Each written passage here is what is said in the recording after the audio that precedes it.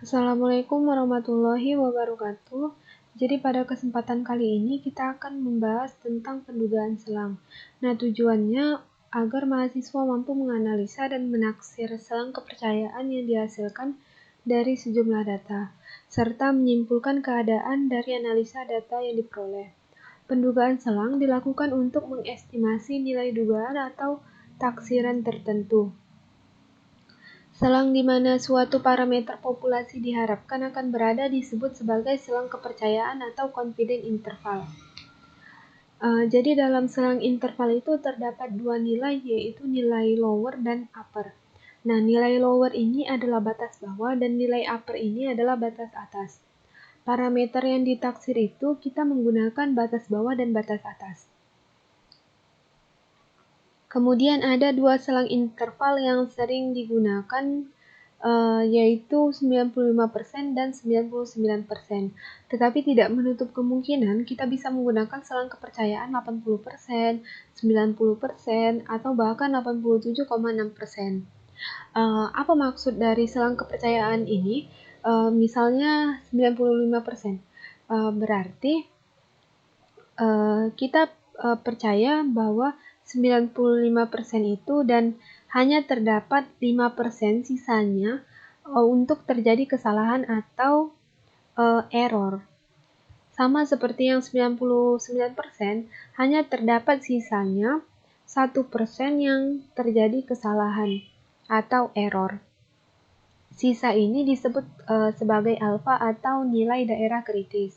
Kemudian untuk selang kepercayaan pada mu, kita menggunakan dua. Yang pertama itu ketika sigma diketahui dan ketika sigma tidak diketahui.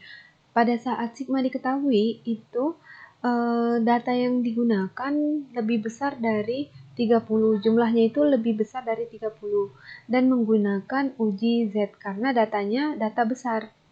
Sedangkan pada saat sigma tidak diketahui, data yang digunakan ini data yang kecil atau datanya jumlahnya itu lebih kecil atau sama dengan 30. Jika menggunakan sampel kecil, kita menggunakan uji T. Nah, contoh kasusnya ada selang kepercayaan untuk sampel tunggal atau sampel kecil dengan menggunakan SPSS. Seorang manajer perusahaan ingin mengestimasi rata-rata waktu yang dibutuhkan seorang operator sebuah mesin untuk menyelesaikan sebuah pekerjaan. Untuk itu dipilih 12 orang operator secara acak. Nah, di sini ada 12 data. Karena 12 banyaknya data ada 12, berarti kita menggunakan uji T karena datanya itu lebih kecil dari 30. Carilah suatu nilai penduga estimasi untuk selang kepercayaan 95%. Berarti kita menggunakan selang kepercayaan 95%. Yang pertama harus dilakukan adalah buka aplikasi SPSS, kemudian pindahkan 12 data ini ke dalam aplikasi SPSS. Kita buka dulu aplikasi SPSS-nya, klik variabel view, lalu buat nama variabel datanya. Di sini saya akan buat data. Kemudian enter, lalu klik data view, pindahkan 12 data tadi. 12 data tadi sudah saya ketikkan pada Excel. Di sini tinggal saya copy saja. Lalu pastekan datanya di sini. Langkah yang harus kita gunakan adalah klik analyze, kemudian compare mean. Setelah itu klik one sample t-test. Nah, di sini variabel data kita pindahin ke kolom test variabel, kemudian klik option, lalu di sini ada confidence interval percentage.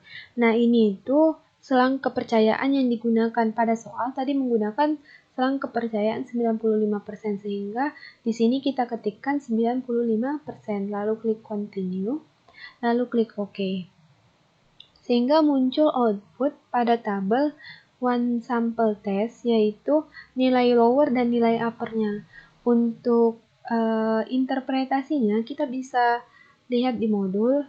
Kita percaya bahwa 95% rata-rata populasi waktu yang dibutuhkan seorang operator untuk menyelesaikan pekerjaan berada pada selang waktu 4,415 sampai 5,868. Nah, untuk pada laporan nanti kalian cukup snipping pada tabel one sample test, kemudian diinterpretasikan. Oke, lanjut ke contoh kasus yang kedua. Contoh kasus yang kedua menggunakan sampel besar, dan yang digunakan itu kita menggunakan Excel ya. Contohnya, sebuah supermarket di Jakarta meneliti umur pengunjung selama seminggu. Hasil pencatatan dari 50 pengunjung dalam seminggu adalah sebagai berikut. Nah, di sini ada 50 data. Karena datanya lebih besar dari 30, sehingga kita menggunakan uji Z. Carilah suatu nilai penduga atau estimasi untuk selang kepercayaan 90%. Dan selang kepercayaan yang digunakan adalah 90%. Alfanya berapa? Alfanya itu adalah sisa dari 90% ini. Sisanya berapa? 10%. Berarti 10% itu sama dengan 0,1. Maka alfanya 0,1. Pertama yang harus kita lakukan adalah pindahkan 50 data ini ke dalam Excel. Tadi sudah saya pindahkan terlebih dahulu ke dalam Excel. Kemudian untuk memudahkan, kamu bisa membuat tabel seperti ini, lalu cari nilai rata-ratanya dengan rumus average. Kemudian blok datanya. Setelah itu klik enter.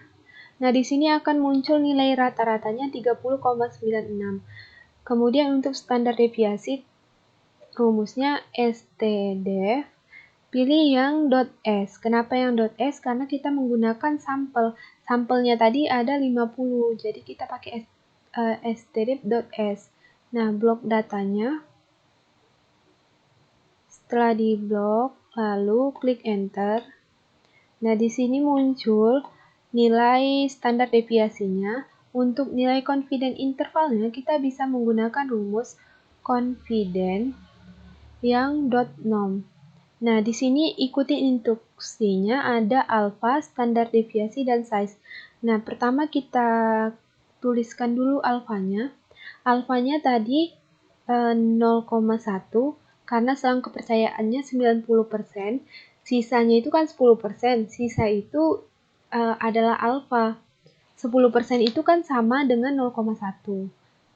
Terus koma, standar deviasinya ini, klik di sini, lalu ketik lagi koma. Size-nya itu adalah banyak data. Banyak data yang kita gunakan ada 50 data. Kemudian klik enter. Untuk nilai lowernya sama dengan rataan dikurang nilai confidence intervalnya. Lalu klik enter. Kemudian nilai upper sama dengan rataan ditambah dengan nilai confidence intervalnya. Klik enter. Nah, hasilnya bisa dituliskan di sini, nilai lowernya 27,62